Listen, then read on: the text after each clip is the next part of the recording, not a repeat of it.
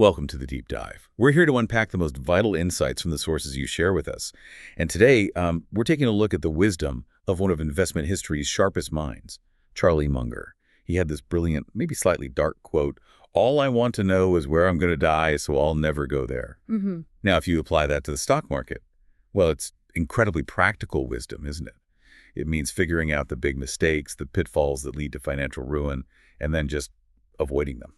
Exactly. And that's really our mission for this deep dive. Charlie Munger, Warren Buffett's right-hand man for decades, his intellectual partner, he left behind this huge legacy of, well, truly timeless wisdom. Even though he passed away in 2023 at 99 years old remarkably, his insights are just as relevant today, maybe more so. Absolutely. So think of this as your guide, really, to the core investment knowledge Munger shared. We're going to zero in on those common traps he warned about, the investing death spots, you could call them. Our goal is to give you practical, sometimes surprising advice so you can sidestep these things like a real pro. Let's jump right into Munger's 10 classic investing mistakes, starting with one that's particularly tempting today. Okay, first up, number one on Charlie Munger's list of don'ts is chasing hot stocks. He famously said something like, the only real hot stock is one you already own that's doing well. You see it all the time, right? People get sucked into the latest meme stock or whatever tech company is trending, often without really understanding the actual business behind it. Munger's lesson seems simple. If you wouldn't buy it and hold it for 10 years, maybe just don't buy it. But it's easy to say don't chase, but telling a shiny thing from a real shift, that can be tricky. What was his real beef with hot stocks? Well, it ties right into ignoring the fundamental quality of the business itself. That's the key. Munger often pointed out how even industries that seem safe could become these hot traps if the price just detached from reality. He saw investors chasing stories, compelling narratives instead of sound businesses. They get caught up in that hype cycle, that feedback loop of excitement, driving prices up, which causes more excitement. And they just forget to ask basic questions, about the company's health, its management, its real competitive advantages, those durable strengths like a brand or network effect that make a company hard to beat. That makes a lot of sense. So if understanding the business is critical, what about how often you actually do something with that understanding? Which brings us neatly to the next trap. Overtrading. Feels like you're doing something useful, doesn't it? Constantly buying, selling. But Munger was convinced this usually just destroys wealth. His advice: often the best returns come from just sitting on your ass thing. He literally said, don't just do something, sit there. But for a lot of listeners, that might sound really passive, maybe even counterintuitive if you think about actively managing investments. Was he really saying never touch your portfolio? Oh, not at all. No, it wasn't about advocating for just doing nothing blindly. It was about profound discipline. The bigger point here is how overtrading just completely undermines the power of compounding. Compounding needs time, uninterrupted time, really, to work its magic. Think of that snowball rolling downhill, right? The longer it rolls without being disturbed, the more snow it picks up, the bigger and faster it grows, exponentially. Every time you churn your portfolio, you're not just paying transaction costs, though that's part of it. You risk picking up that snowball, making it smaller, and starting it rolling again from a worse position. And Munger also highlighted the psychological cost, too, the mental drain, the erosion of good judgment that comes from constantly tinkering. Yeah, that snowball analogy really clicks. It makes it very clear. Okay, so our third mistake Munger flagged, and this ties directly into what you just said, is ignoring the business behind the stock. It's so easy to just see numbers on a screen, right? A ticker symbol going up or down. But Munger always looked at the quality of the actual business first, like we said. Management, financial health, real competitive advantage. The stock price, he'd argue, is just the price tag. The company is the actual thing you're buying. And this really brings up a critical question for anyone investing. Are you truly buying a piece of a company, or are you just gambling on a ticker symbol? Munger taught that real investing is about ownership. It's about understanding the product, the service, its place in the market, and crucially, the integrity and skill of the people running it. Without that deep dive into the business itself, you're not really investing. You're speculating. You're essentially just betting on short-term price moves, not buying a share of a real value-generating enterprise. Right, speculating versus investing. And speaking of things that lead to bad bets, let's talk about overconfidence. That's trap number 4. Munger warned, it's not supposed to be easy. Anyone who finds it easy is stupid. Harsh, but probably true. Thinking you can consistently outsmart the entire market. Well, that's a classic recipe for disaster. What do you think is the core psychological weakness he was getting at here? It's really about the market's incredible ability to deliver humility. It just does. The market can humble even the absolute smartest people. Munger knew that. He understood that continuous learning and, importantly, a clear grasp of your own limitations, your own circle of competence, that's far more valuable than just believing you're infallible. The best investors know what they don't know, and they actively try to figure that out and learn more. Munger really believed that a healthy dose of self-doubt is actually a powerful defense mechanism in investing. I completely agree. A very powerful lesson.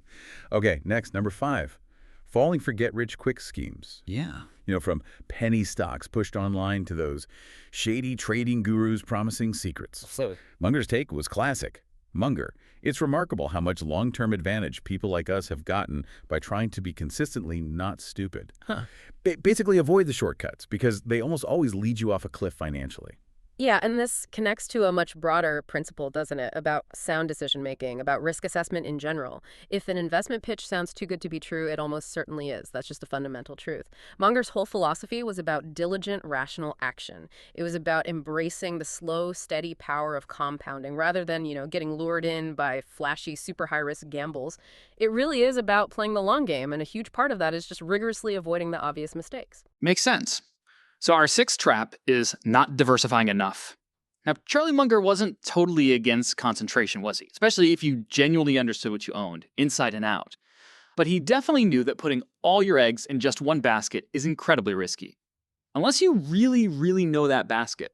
So for most people, diversification, spreading investments across different assets is pretty essential. It reduces the risk of one bad pick sinking your whole portfolio. Right.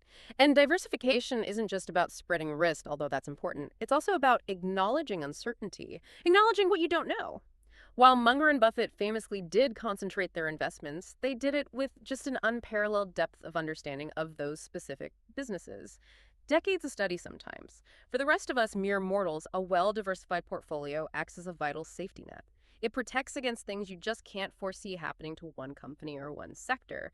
But importantly, it's not about owning, say, 500 stocks you know absolutely nothing about. That's not diversification, that's just collecting.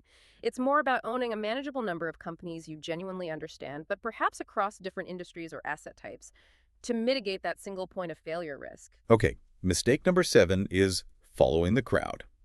Herd mentality. Munger believed that if you're just doing what everyone else is doing, you're probably late. By the time a stock is all over the news and everyone's talking about it, the big gains are often already made.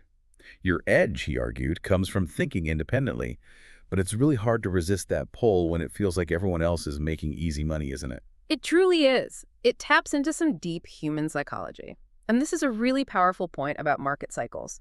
Stock prices often reflect popular opinion, not just fundamentals. And by the time something becomes widely popular, its value might already be fully reflected in the price. Or worse, it might be significantly overvalued. The real opportunity often lies in seeing value where others don't, or seeing risks where others are complacent. And that almost always requires doing your own homework, independent analysis, and having the courage sometimes to stand apart from the consensus view. Right. Then we have ignoring risk, which is our 8th pitfall. While most investors are naturally focused on how much money they could make, the upside. Munger would famously flip it around. He'd ask, how could this investment go wrong? He taught us to always measure the downside risk first, and only invest when the odds seem heavily stacked in your favor. Yes, this is absolutely core Munger. It's his inversion thinking in action.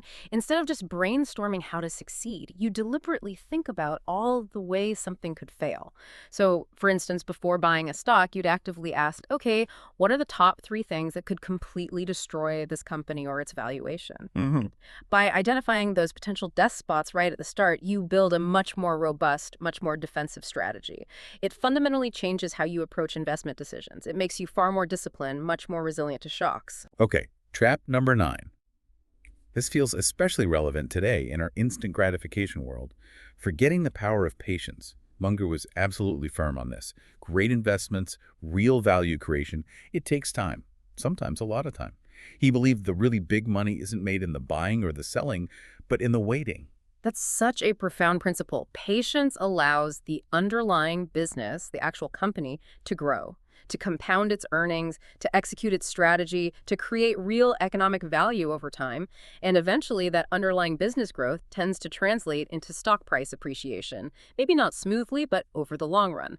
Patience also helps you navigate the inevitable market ups and downs, the volatility, without making rash emotional decisions you later regret. Munger often implied that impatience isn't just, a minor character flaw for an investor. It's often their single biggest enemy. The investor's worst enemy. That's powerful. All right, finally, our 10th trap is not learning continuously. Charlie Munger himself was just famously a voracious, lifelong learner. Didn't he read for hours every single day across tons of different subjects, not just finance? He absolutely believed the best investors are the ones who constantly upgrade their knowledge, who adapt, who evolve with the market and the world. He wasn't just smart, he was relentlessly curious. Absolutely. And this really highlights that investing isn't some static skill you master once and you're done. Yeah. It's a dynamic discipline. The world changes, markets change, new technologies emerge, new business models disrupt old ones, economic trends shift. Staying current, deliberately expanding your mental toolkit, reading broadly, embracing that intellectual curiosity.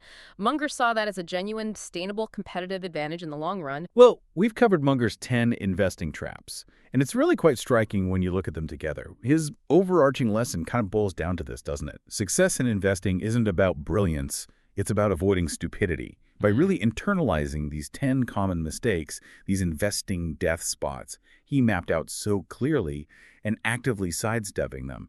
You are already putting yourself significantly ahead of most people trying to navigate the market. That's exactly right. And what's truly powerful here, I think, and why Munger's wisdom is going to endure for, well, probably centuries, is that these principles are so fundamental. They cut through the noise. They really transcend specific market cycles or technological fads or fleeting economic trends, because at their heart, they address basic human nature and fundamental business realities. Their enduring value lies in that foundational truth. They're applicable in pretty much any era. So to leave you with a final thought to mull over, building on Munger's initial quote about knowing where you're going to die so you can avoid it. Consider this. Beyond just investing, what other potential death spots, maybe in your career or your relationships or even your personal growth, are you actively identifying right now? And more importantly, are you actively sidestepping them to help ensure your own long-term success and well-being? Something to think about. Thanks for tuning in to The Deep Dive.